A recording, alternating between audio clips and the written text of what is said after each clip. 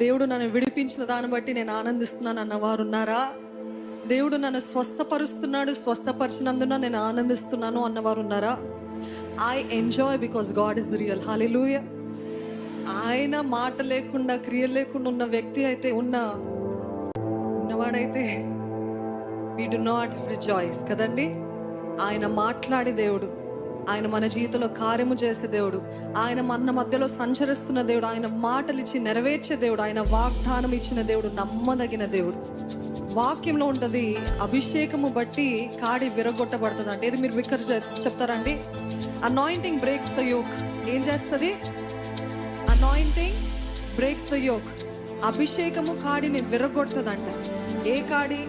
పాపం అనే కాడి, చీకటి అనే కాడి, బంధకాలు, పితృపారంపర్యంగా వచ్చినవి ఎన్నో.